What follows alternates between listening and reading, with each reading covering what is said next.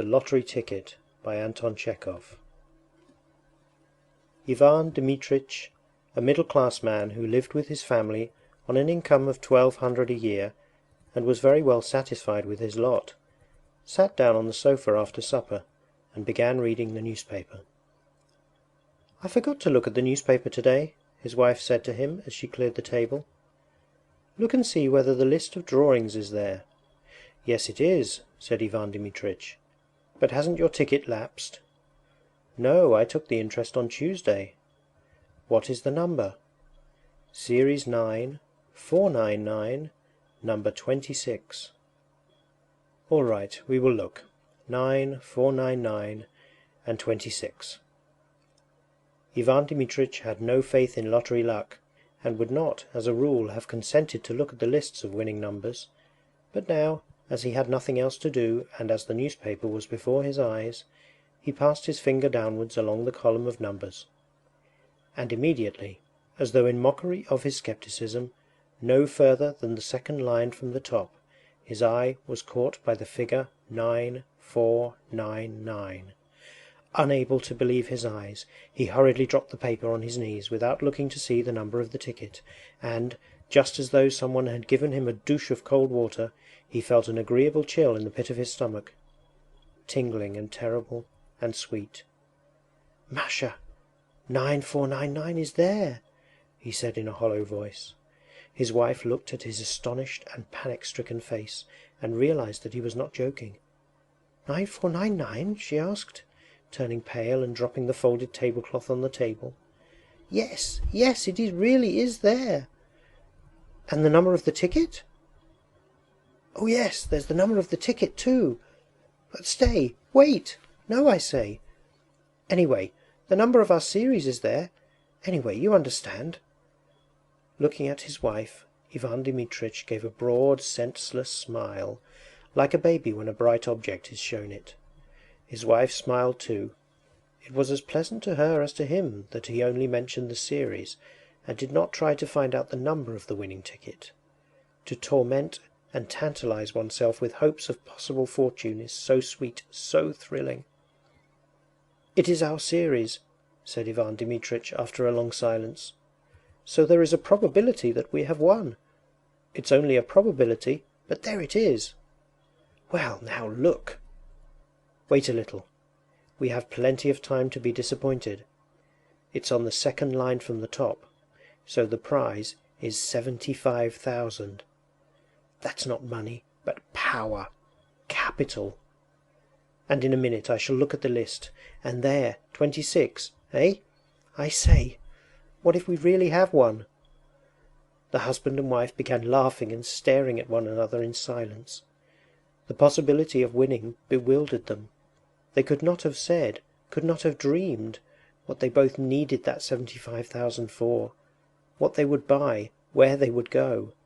They thought only of the figures 9499 and 75,000, and pictured them in their imagination, while somehow they could not think of the happiness itself which was so possible. Ivan Dmitritch, holding the paper in his hand, walked several times from corner to corner, and only when he had recovered from the first impression, began dreaming a little. "And if we have won," he said, "why, it will be a new life.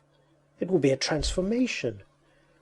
The ticket is yours, but if it were mine I should, first of all, of course, spend 25,000 on real property in the shape of an estate, 10,000 on immediate expenses, new furnishing, travelling, paying debts, and so on.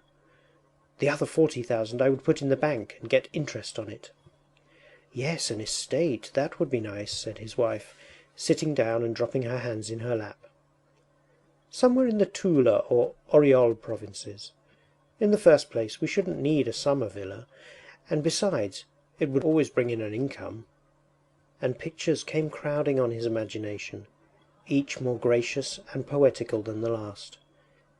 And in all these pictures he saw himself well fed, serene, healthy, felt warm, even hot. Here, after eating a summer soup, cold as ice, he lay on his back on the burning sand close to a stream, or in the garden under a lime tree. It is hot. His little boy and girl are crawling about near him, digging in the sand or catching ladybirds in the grass. He dozes sweetly, thinking of nothing, and feeling all over that he need not go to the office today, tomorrow, or the day after. Or, tired of lying still, he goes to the hayfield, or to the forest for mushrooms, or watches the peasants catching fish with a net. When the sun sets, he takes a towel and soap and saunters to the bathing shed, where he undresses at his leisure, slowly rubs his bare chest with his hands, and goes into the water.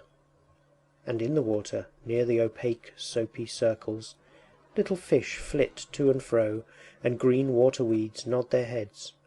After bathing, there is tea with cream and milk rolls. In the evening, a walk or vint with the neighbours. Yes, it would be nice to buy an estate, said his wife, also dreaming.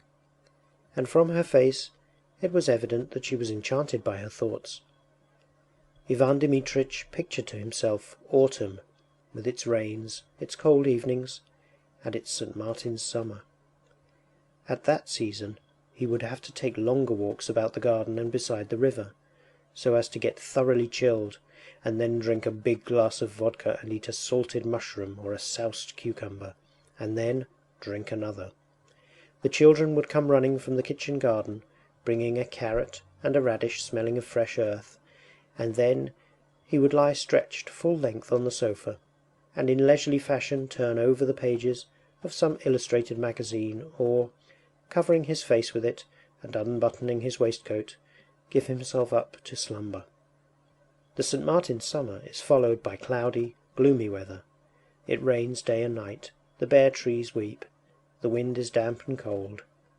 The dogs, the horses, the fowls, all are wet, depressed, downcast. There is nowhere to walk, one can't go out for days together. One has to pace up and down the room, looking despondently at the grey window. It is dreary. Ivan Dmitritch stopped and looked at his wife. "I should go abroad, you know, Masha," he said, and he began thinking how nice it would be in late autumn to go abroad somewhere to the south of France, to Italy, to India. "I should certainly go abroad too," his wife said. "But look at the number of the ticket." "Wait, wait!" He walked about the room and went on thinking. It occurred to him, what if his wife really did go abroad? It is pleasant to travel alone, or in the society of light, careless women who live in the present, and not such as think and talk all the journey about nothing but their children, sigh and tremble with dismay over every farthing. Ivan Dmitritch imagined his wife in the train with a multitude of parcels, baskets and bags. She would be sighing over something, complaining that the train made her head ache, that she had spent so much money. At the stations he would continually be having to run for boiling water, bread and butter. She wouldn't have dinner because of its being too dear. She would begrudge me every farthing, he thought, with a glance at his wife. The lottery ticket is hers, not mine. Besides, what is the use of her going abroad? What does she want there? She would shut herself up in the hotel and not let me out of her sight, I know. And for the first time in his life his mind dwelt on the fact that his wife had grown elderly and plain, and that she was saturated through and through with the smell of cooking, while he was still young, fresh, and healthy, and might well have got married again. Of course all that is silly nonsense, he thought, but why should she go abroad? What would she make of it? And yet she would go, of course, I can fancy. In reality it is all one to her, whether it is Naples or Klin. She would only be in my way. I should be dependent upon her. I can fancy how, like a regular woman, she will lock the money up as soon as she gets it. She will hide it from me. She will look after her relations and grudge me every farthing. Ivan Dmitritch thought of her relations. All those wretched brothers and sisters and aunts and uncles would come crawling about as soon as they heard of the winning ticket, would begin whining like beggars and fawning upon them with oily, hypocritical smiles. Wretched, detestable people! If they were given anything, they would ask for more, while if they were refused, they would swear at them, slander them, and wish them every kind of misfortune. Ivan Dmitritch remembered his own relations, and their faces, at which he had looked impartially in the past, struck him now as repulsive and hateful. They are such reptiles, he thought. And his wife's face, too, struck him as repulsive and hateful. Anger surged up in his heart against her, and he thought malignantly, "She knows nothing about money, and so she is stingy. If she won it, she would give me 100 roubles, and put the rest away under lock and key." And he looked at his wife, not with a smile now, but with hatred. She glanced at him too, and also with hatred and anger.